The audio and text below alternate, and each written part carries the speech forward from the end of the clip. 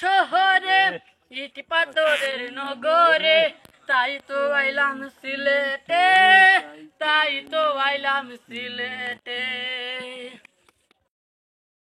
সকাল সকাল সিলেটে পৌঁছেই হোটেলে আমাদের ব্যাগেজগুলো রেখে আমরা চলে এসেছিলাম সকালে নাস্তা করার জন্য পাঁচ ভাই রেস্টুরেন্টে। রেস্টুরেন্টের ভেতর এত বেশি রাশ ছিল যে ভেতরে ক্লিপস না একদমই সম্ভব ছিল না। যাই হোক, নাস্তা করেই আমরা বের হলাম। বের হওয়ার পরে আমার হাজবেন্ড বলল, দেখো বাহিরে একটা পানের দোকান দেখা যাচ্ছে, অনেকগুলো ইনগ্রিডিয়েন্ট দেখা যাচ্ছে, পান ট্রাই করে দেখো। আমি ইজিলি পান খাই না, তো এখানে হচ্ছে গিয়ে পাঁচ ভাই রেস্টুরেন্টের বাইরেই হচ্ছে গিয়ে মিক্স মশলার একটা পান বিক্রি করছিল, তো এখান থেকে সবগুলো মশলা দিয়ে পান নিলাম। দেখি পানটা কেমন। পানটা কিন্তু মজাই ছিল। মালনীছড়া চা বাগান বাংলাদেশ তথা উপমহাদেশের বৃহত্তম এবং সর্বপ্রথম প্রতিষ্ঠিত চা বাগান, যা সিলেট সদর উপজেলায় অবস্থিত। হ্যালো এভরিওয়ান, আসসালামু আলাইকুম। চার দেশ থেকে আপনাদেরকে স্বাগত জানাচ্ছি। তো আজকে আমরা হচ্ছে গিয়ে চলে এসেছি সিলেটে মালনীছড়া চা বাগানে। তো এখানটা আমরা এখন ঘুরে দেখব, তারপর হচ্ছে এখান থেকে আমরা হয়তো বা ভোলাগঞ্জের দিকে যাব।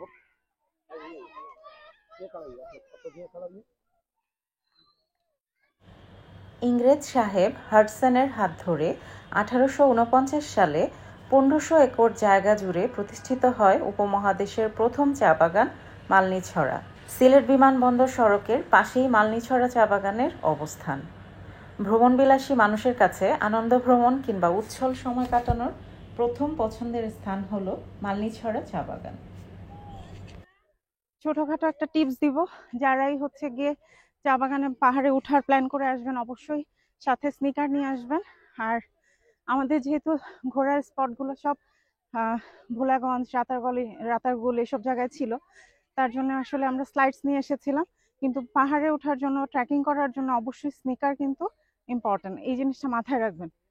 আমার ছেলে পাহাড় থেকে নামতে গিয়ে পাটা ওর ছিলে গেল, তো এই আর কি, আমিও হাঁপাচ্ছি।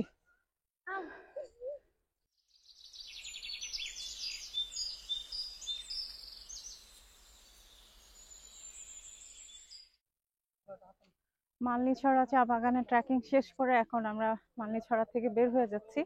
এখন আমরা ভোলাগঞ্জের দিকে যাব, সাদা পাথরের দেখতে। চলুন এখন ওইদিকে যাই, ঘুরে দেখি।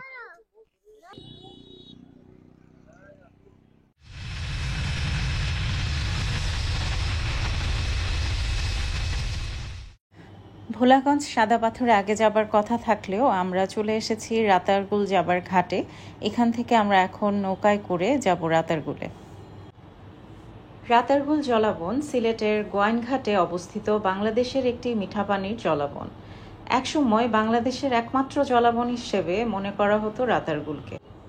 পৃথিবীতে মিঠা পানির যে 22টি মাত্র জলাবন আছে, রাতারগুল জলাবন তার মধ্যে অন্যতম। এই জলাবনের আয়তন 3325.61 একর। একে রাতারগুল সোয়াম্প ফরেস্ট হিসেবেও অভিহিত করা হয়ে থাকে। এর 504 একর এলাকাকে বাংলাদেশ সরকার 1973 সালে বন্যপ্রাণীর অভয়ারণ্য হিসেবে ঘোষণা করেন। এছাড়াও 31 মে 2015 তারিখে বাংলাদেশের বন অধিদপ্তর 204.25 হেক্টর বনভূমিকে বিশেষ জীববৈচিত্র্য সংরক্ষণ এলাকা হিসেবে ঘোষণা করেন। আমার মনে বসে না শহরে ইট পাথরের নগরে, তাই তো আইলাম সিলেটে, তাই তো আইলাম সিলেটে। রাতার গুলে বাসায় দেব মনের যত দুঃখ, আর জল দিয়া পূরণ করিব হাজার শত স্বপ্ন। চিরসবুজ এই বন গোয়াইন নদীর তীরে অবস্থিত। এখানকার গাছপালা বছরে 4 থেকে 7 মাস পানির নিচে থাকে। বর্ষাকালে এই বন 20 থেকে 30 ফুট পানির নিচে নিমজ্জিত থাকে। এখন আমরা আছি রাতারগুলের ভেতরে, জলাবনটার ভেতরে। পানি শুকিয়ে যাওয়ার কারণে এই জায়গাটাতে এখন হাঁটা যাচ্ছে। নর্মালি কিন্তু এই পুরোটা জায়গায় নাকি পানি থাকে, তো এখন এই জায়গাটা শুকনো থাকার কারণে ওরা বলছে যে এটা নাকি শুটিং স্পট, অনেকে শুটিং করার জন্য এই জায়গাটাতে আসে। তো এই আর কি, আমরা হেঁটে হেঁটে দেখছি আশপাশটা। অনেক সুন্দর কিন্তু জায়গাটা, কিন্তু গরমে বাজে অবস্থা।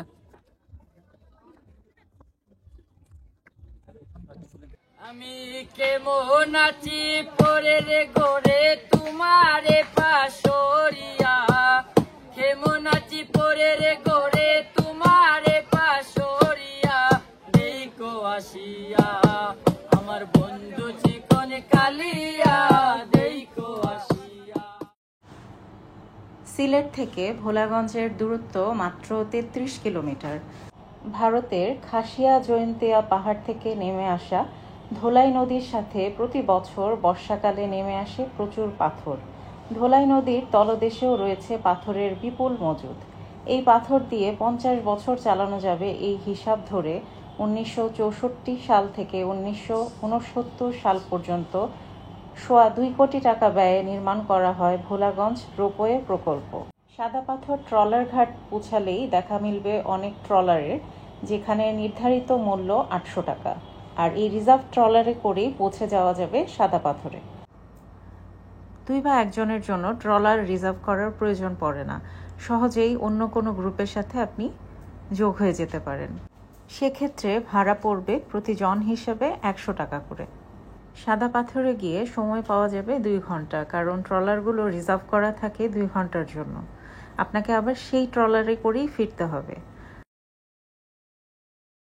এই মাত্র আমরা গিয়ে 10 নম্বর ঘাট থেকে সাদা পাথরের এই পাশটাতে চলে এসেছি। এই সিজনে পানি খুবই কম থাকে, যার কারণে নৌকাগুলো বারবার আটকে যাচ্ছিল। তো কেউ যদি আসেন, আমার মনে হয় যে বর্ষার সিজনটাই সবচেয়ে ভালো হবে আসার জন্য। আর এই ভ্যাকেশনগুলোতে ঈদের ছুটি বা কোনো ছুটিতে আসলে খুবই রাশ থাকে, এসে আসলে ঘুরে মজাও পাওয়া যায় না। আর প্রচণ্ড গরম এই জায়গাতে। আসলে একটা জায়গায় ঘুরতে আসলে যদি আপনি আসলে রিল্যাক্সভাবে ঘুরতেই না পারেন, তাহলে আসলে সেই ঘোরার আনন্দটাই মাটি হয়ে যায়। চলুন সামনের দিকে যাচ্ছি, সাদা পাথরের ওখানে গিয়ে আপনাদেরকে দেখাই ভিউটা। প্রকৃতি প্রেমীদের কাছে বর্তমানে এটি একটি জনপ্রিয় পর্যটন স্থান হয়ে উঠেছে। এক পাশে মেঘালয়ের সবুজ পাহাড়, সেখান থেকে নেমে আসা পাহাড়ি ঝর্ণা, আর অন্য পাশে পাথুরে নদী এই জায়গাটির সৌন্দর্য বহুগুণ বাড়িয়ে দিয়েছে। মেঘালয়ের পাহাড়ি ঝর্ণাগুলো থেকে যে নদীটির উৎপত্তি হয়ে ভোলাগঞ্জের উপর দিয়ে বয়ে গেছে, তারই নাম ধোলাই নদ। পাহাড় থেকে ঝর্ণার পানির স্রোতে এই নদী বেয়ে নেমে আসে সাদা পাথর। কখন যাবেন সাদা পাথর ঘুরতে? সারা বছরই সাদা পাথরে ঘুরতে যেতে পারেন, তবে বর্ষার মৌসুমে এই স্থানের সৌন্দর্য কয়েক গুণ বৃদ্ধি পায়। জুন থেকে সেপ্টেম্বর যাওয়ার উপযুক্ত সময়। অন্য মৌসুমে পাথরের সৌন্দর্য দেখতে পেলেও নদীতে পানির পরিমাণ কম থাকে, আর শীতকালে নৌকা চলাচল করার মতো পানি থাকে না, তখন পায়ে হেঁটে ঘুরে দেখতে পারবেন। যদিও আমরা গিয়েছিলাম এপ্রিল মাসে, তাই সে সময় পানি আমরা খুব কমই দেখতে পেয়েছি। যত দূর চোখ যায় দুদিকেই কেবল সাদা পাথর, মাঝখানে স্বচ্ছ নীল জল আর পাহাড় মেঘের আলিঙ্গন, যেন অপরূপ এক স্বর্গরাজ্য। সব মিলিয়ে অদ্ভুত এক সৌন্দর্যের ক্যানভাস। আজকের মতো ভোলাগঞ্জে ঘোরা আমাদের শেষ। সাদা পাথর আমরা দেখলাম, কিন্তু গিয়ে যেটা হয়েছে, বর্ষার সিজন না বলে পানি শুকিয়ে গেছে, এতটা মজা পাওয়া যায়নি। তো এই ভোলাগঞ্জ সাদা পাথর আসলে এখানে আশেপাশে আপনারা ছোটখাটো অনেক দোকান পেয়ে যাবেন, যেখান থেকে চাইলে আপনারা ছোটখাটো গিফট নিতে পারেন। তো আজকে বিদায় নিচ্ছি। আমার সিলেট ডে 1-এর ব্লগ এ পর্যন্তই।